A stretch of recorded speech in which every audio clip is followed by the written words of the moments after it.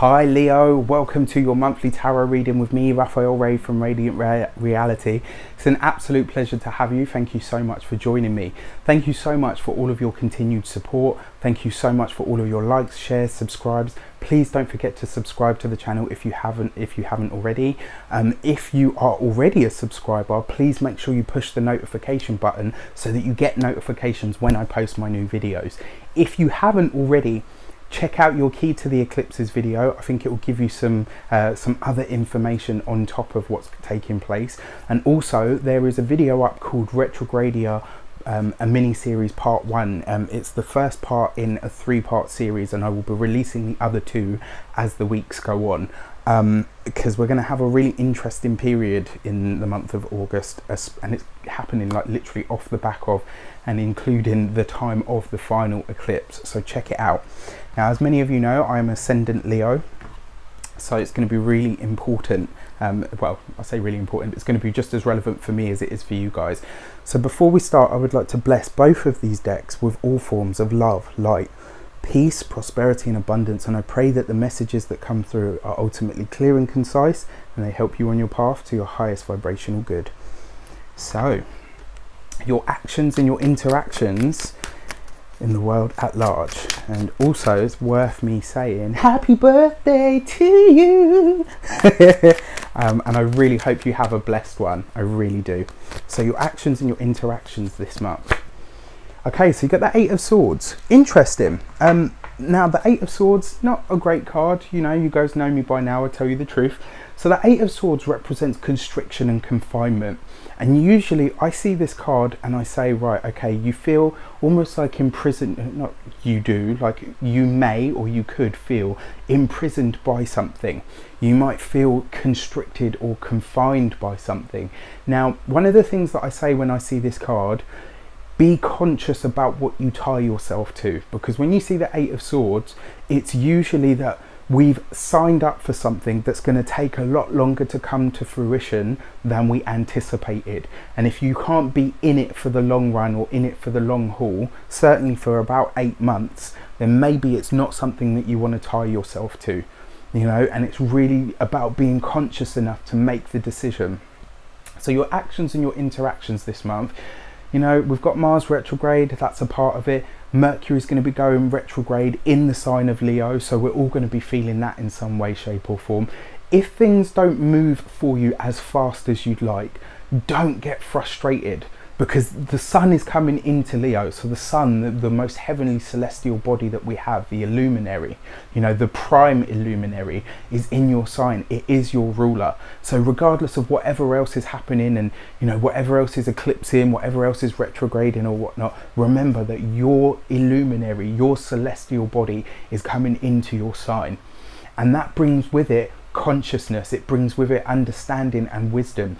Be sure and be really sure about what you want to tie yourself to this month, because it may well have far-reaching consequences and ripples, I guess is what I want to say. So yeah, the 8 of Swords, your actions and your interactions with the world at large. Just be sure about what you tie yourself to. If it's a long-standing commitment, try not to sign it this month if it's a contract of any sort, because obviously Mercury going retrograde. If you absolutely have to sign something this month, make sure you read the fine print. Make sure you get a second opinion. If you know, if you can get a second opinion, make sure you get it. It's going to be really important for you. But yeah, you know, this isn't a negative experience. I don't believe in positive and negative. I believe in challenging and beneficial. And ultimately, even the things that are challenging are beneficial because they force you to grow. So ask yourself, what can I be tied to for the long run? What do I want to be a part of? What do I want to introduce to my personal sphere? And what are my actions demonstrating? You know, I guess the biggest thing about this card, although it doesn't represent choice, it's asking you to remind yourself that you have a choice. And in making a conscious decision, you can decide if you are truly invested in something enough to be invested in it for the next 8 months. Okay, so your money and your materials. you get the Hermit card. Okay, so not a bad card at all. Actually, the Hermit card represents the sign of Virgo. And what is Virgo all about? It's about the digestive system. It's about being exact. It's about being precise. It's about truly understanding something. It's about going on a quest for wisdom. And when you get the Hermit card, it's asking you to take that journey, whether it's an actual journey, whether it's a physical journey, you know, is irrelevant. It's about knowledge. It's about seeking knowledge. And the thing about the Hermit, you know, forget the astrology or any of the numerology. When you get the Hermit card, what was a hermit? A hermit was somebody that locked themselves away in order to study.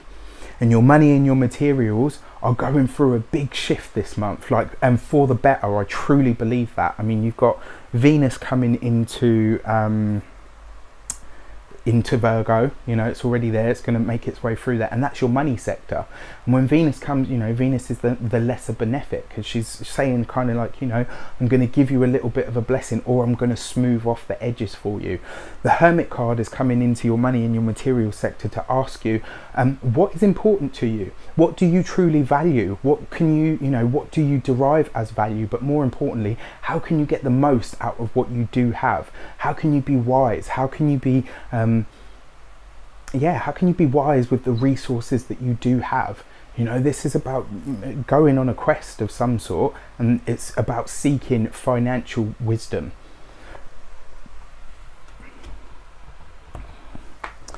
Okay, your communications. Okay, so you've got the Seven of Wands. Interesting, because the Seven of Wands represents, it's actually not a bad card. It just represents you really having to stand by what you believe, to defend what you believe. You know, sometimes it can bring the experience of having to defend what it is that you say, to defend what it is that you demonstrate a belief in or of. And when you see the Seven of Wands, it usually says that whatever interaction that you have that forces you to challenge your own beliefs, your own understandings, you know, you're going to be looking for wisdom and trying to truly understand something. And it might well see you asking yourself, what do I believe? And, you know, the things that I say, do I believe in them? Am I interested in them? Do they really reflect who I am now? Is this something that I'm bringing, you know, as baggage, or is it something that I'm, you know, standing for now in this place and this person that I am? And your communications this month see you defending that. When you see the Seven of Wands, just like the guy on there, you have the moral high ground. So it's really important that you don't compromise that. You know, come from a place of authenticity, come from a place of being who you truly are. And the number 7 as well in numerology is about analytics. It's about analysing things. It's about getting a deeper perspective on things. It's about asking yourself things, about questioning yourself and other people. This month, you might even find yourself questioning other people's motives. Not because anybody's trying to harm you or anything, but just really you could see yourself in a space of really deep observation, you know? Yeah, it just kind of says that this month you'll really be defending, you know, what you say and standing by what you believe. And then finally, you have your heart and your hearth, which is your emotional and personal relationships. You know, it could be your boyfriend, girlfriend, husband, wife, friends, family. And you have the Three of Pentacles. So it looks like a month of really deep learning this month, because the Three of Pentacles is about learning. It's about school, it's about university, it's about institutional learning, it's about really getting to understand or master a subject through the process of seeking wisdom, right? So the Three of Pentacles, in terms of your relationships, this kind of says that this month you're going to be learning about yourself, especially for those of you that are in a partnership. This is going to see you learning about yourself. It's going to see you learning about your partner, and it's going to see you being in a space to truly observe things as they are. You're not going to impose or project anything onto anybody else, and you're also not going to allow anybody to impose or project anything onto you. It's always interesting because obviously the sun coming into your sign gives you all this new vibrancy and new power, and it's like usually a Leo would probably go out there and be like, yeah, I'm going to strut my stuff and I'm going to fluff up my tail and all of that. But I kind of see it's almost like it takes on a deeper significance this month. It's almost like everything takes on a deeper significance, and more so, it sees everything kind of, you're looking for the deeper meaning, you're looking to mature. You know, it's not just going to be about the fun, vibrant times and the laughs and the giggles. You're really going to be taking stock on where you've been, what you've come through, what you understood and what you understand now. So yeah, for partnerships, this is actually a good card. It also says that your partnerships, you're in it for the long haul. You're in it for understanding, you're in it for wisdom, you're in it to learn about yourself, to learn about your partner, and you will be really analysing everything to do with that relationship. For those of you that are single, I don't see you matching up or marrying up with anybody this month. I kind of see this month as very much a process of deep personal introspection and maturity.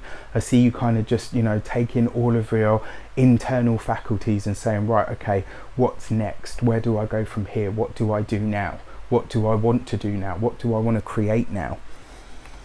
So your heart and your half, you know, this is kind of, and your actions and your interactions, this is you deciding that in terms of your relationship, you're in it for the long haul. You really are. But it's also asking you to do so in a conscious fashion.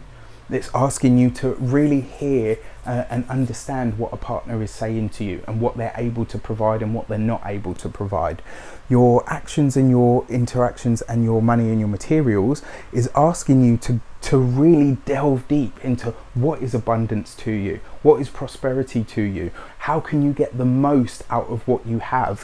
One thing that I will say to you is any blessings that come your way this month, and they may well, you know, you might find that you have you might find that you have business ideas that come spontaneously that can be really lucrative, but they're going to require time. It's not going to be things that come with instant blessings. It's going to be stuff that it will require your work and your continual and consistent effort, but the seeds are certainly there. Your money and your materials and your communications is going to see you, you know, either defending your viewpoint on what money and materials mean to you, on what abundance and prosperity mean for you. It could also see you trying to teach other people, certainly a significant other, some of the values that you have around money and materials, and really try to instill in those people that you care most about some of your personal attributes when it comes to those things. This is a deeply mature month. This is a deeply introspective and analytical month. This is a time where you're going to do a lot of learning about yourself, about your thought processes, about your personal understandings, about your own personal wisdom. You know, it's okay, it might not be the fun, the vibrant and all the big light bright cards, but it is laying a really firm foundation for a very solid future.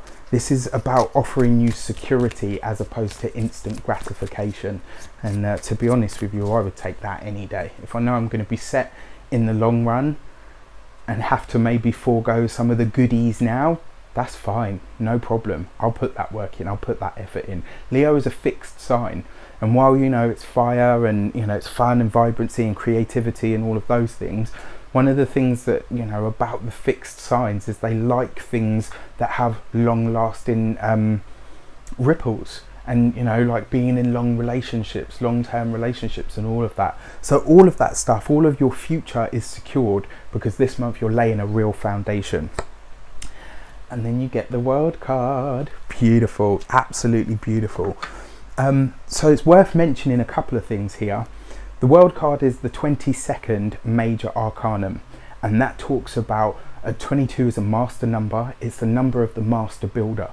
It's about being able to take the idea or the vision and ground it, Saturn, because this card is ruled by Saturn, or it represents the planet Saturn. So rules, being able to take the ethereal, the idealistic and all of the rest of it and turning it into something concrete, crystallizing it to turn it into something that is real, something that's able to be manifested, something that is able to become something real in the world around you. You know, you've got a lot of earth here because you've got the Hermit, which represents Virgo. You've got the Three of Pentacles, that's quite earthy. And then these two cards here as well, they're very much about being firm, about being still. So, you know, you've got a sort of almost like a triple hit of this energy. The World card also represents mastership or mastery. It talks about having the experience of going through a process of elevation. It talks about reaching that elevation through putting in the work, through doing and being consistent.